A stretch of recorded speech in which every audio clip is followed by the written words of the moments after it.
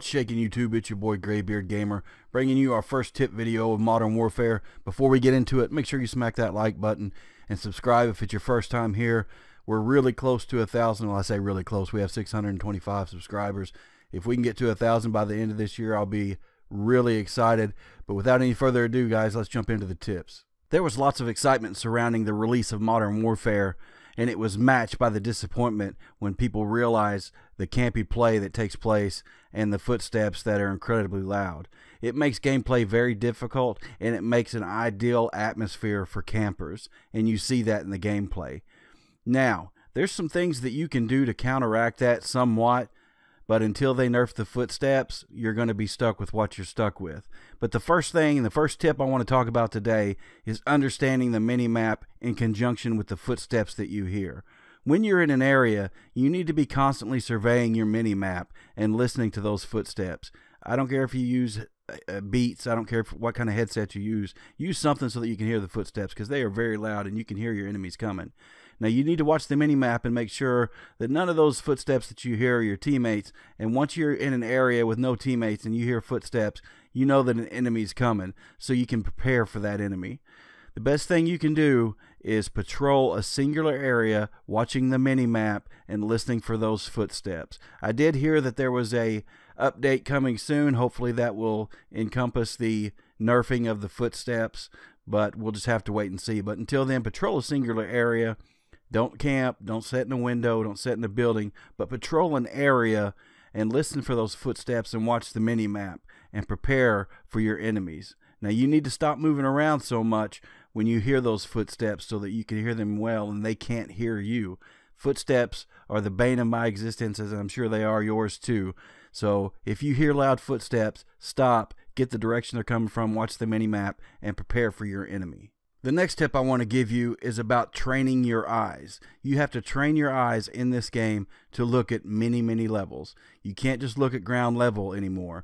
You have to look up high, you have to look low. You have to train yourself when you're rounding corners or coming from behind an obstacle to look high, to look low, and to look in front of you. It's a lot to take in, so you really have to put the practice in to train your eyes to look at these various things. A lot of people like to get up high and perch up high to pick people off, and you already have the camping issue.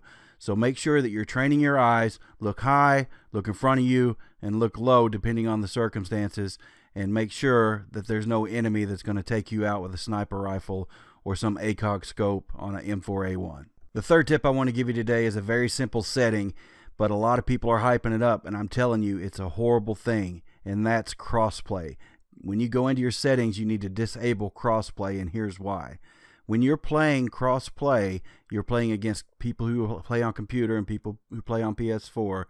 And I don't care what anybody says, computers process information more quickly, and their bit rates are different, and they're going to have an unfair advantage. In the lobbies I've played with computer players, and I know they have to use a controller, they can't use the mouse and keyboard, but they still have an advantage over console players. I'm telling you, go into your settings and disable crossplay settings so you're not facing these players that have an obvious advantage over you. The fourth tip I want to give you today involves your loadout. A lot of people, you see you carrying grenades or carrying C4, carry a Claymore mine.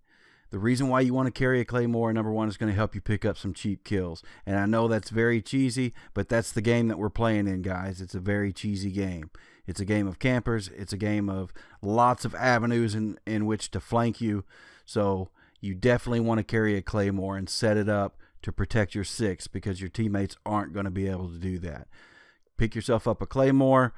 When you're patrolling an area, set it in a place where it's commonly used to flank you, and pick up those cheap kills. It could be the difference in getting a VTOL and not getting a VTOL, or getting a UAV and not getting a UAV. You definitely want to carry these Claymores. And I usually carry two, and I'm sorry, I can't remember what the particular perk is called, but I carry two so that I can make sure that I cover as many avenues to flank as possible when I'm patrolling a singular area.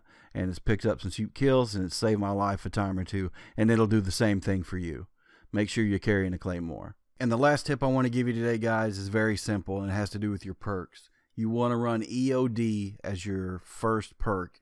I like to run Scavenger typically, but due to all the claymores that are in this game, you have to run EOD to give you some of that blast protection.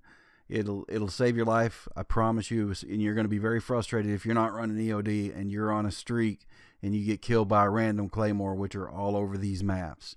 So make sure you're using EOD.